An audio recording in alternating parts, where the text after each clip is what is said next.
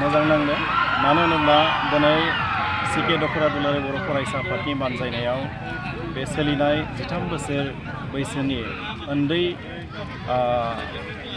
गेलेगिरि बिथांमोननि जा गेलेनाय बेयाव फाइनाल गेलेनायाव बाहागो लागिरि जलागाव इउनिट एबसु आरो लावखाथा इउनिट एबसुनि गेजेराव जा फाइनाल गेलेनाय जादोंमोन जोबोद गेलेनाया मोजां जादों आरो मिजिं थिदों दिनैनि जा जोलुर गेलेनाय फंबायमोना जाबायदि दिनै गेलेनाय दिन्थिदों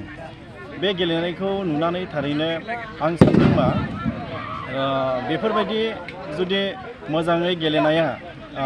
जों होबाय थायोब्लाथाय बे उन्दै फंबायमोना थारैनो सानसे समाव मोजां गेलेगिरि जाहैनो हागोन आरो बे 13 बोसोर बैसोनि उन्दै बे गेलेनाया लासै लासैनो बे जुनियर लेभेल आन्डार 15 आन्डार 17 आरो सिनियर लेभेलसिम बिथांमोना बे उन्दै फंबायमोना मोजां साफा गेलेगिरि जाहैनो हागोनखौ जों मिजिंथिदों थारैनो जोबोद मोजाङै गेलेदों आरो गेलेनानै गोजोननाय मोनदों। नैबे समाव नोंथांमोना बर' थुनलाइ आफादनि जानानै जोङो सोलोंथाइ लानायजों लोगोसे बे जोंनि देहायारि सांग्रांथि लाखिनो थाखाय जों गेलेनायखौबो जोंनो गोनांथि दङ। दिनै जोलुर गेलेनायजोंल' नंला गुबुन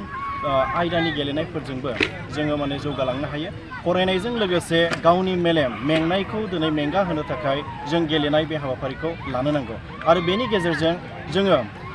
सोलोंथाइ लानायाव जेरैबायदि जौगालाङो न' डाउट सोलोंथाइखौ जोंनो नांगौ आरो बे लेखाखौ जों सोलोंनो नांगोन जोंनि क्लासनि जिथु कर्सफोरखौ जों मोजाङै लानांगोन बेजों लोगोसे गावबा गावनि जा गेलेनाय बे गेलेनाय सोलेरारि सरसा खालामनायजों लोगोसे गेलेनायखौ लांफानो हायो आरो सानसे समाव जों बे आयदाजोंबो बे लाइनजोंबो गावबा गावनि जिउखौ फसंथानो हायो आरो जोङो ओनसोलनिफ्राय दिनै जिल्ला नाङै दिनै आसाम नाङै एबा रायजो नाङै बा हादोर नाङै बेफोरबायदि साफा गावखौनो सांग्रां गेलेगिरि आरो जाफुंसार गेलेगिरि महरैबो जों फसंथानो हायो आरो बेखौनो दिनैनि उन्दै फंबाय बिनानावमोना जेन उन संनानै दिनै गावबा गावनि सोलोंथाइ लानायजों लोगोसे गेलेनाय बे आयदायावबो गोसो होलाङो जों बेखौनो जिल्ला बर' थुनलाइ आफादनि जानानै आं बेखौनो खावलायदों। सापागुरि कक्लाबारि दख'र दुलाराय बर' फरायसा आफादा बोसोरफ्रोमबो आन्डार 13 फुटबलखौ जोंनि आगुनि दैदेनगिरि राजु गयारिनि मुङाव जोङो होबाय थायो आरो देग्लायबो गाजा गोमजायै जोबलांबाय। लावखाथा दालासे एबसु आरो जलागाव दालासे एबसुनि गेजेराव जोंनि दिनैनि फाइनाल गेमा जादोंमोन। दा बेवहाय मोननै जि टीम बेनि गेजेराव गेलेनायनि गेजेरजों जलागाव दालासे एबसुआ 6 गल आरो लावखाथा दालासे एबसुआ 4 गल होलायो आरो बेवहाय जलागाव दालासे एबसुआ दिनैनि जि आन्डार 13 फुटबल फाइनाल मेट्स बेवहाय देरहासार जानो हायो। सिके दख'र एबसुआ गेलेनायनि अनगायैबो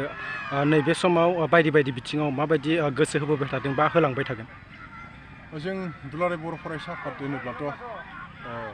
बेवहाय जोङो सोलोंथाइनि बिथिङाव समाजारि बिथिङाव आरो गेलेमु बिथिङाव जायखिया बर' माहारि जौगासारनायनि थाखाय बा हारिखौ फोसाबनांगौनि थाखाय जायखिया थासारियाव जोङो मा खामानि मावनांगौ बेखौ नायनानै जोङो दख'र दुलाराय बर' फरायसा आफाद बा मिरुनि बिथिं बायदि जों खामानि मावबाय थानाय जायो आरो जों देग्लाय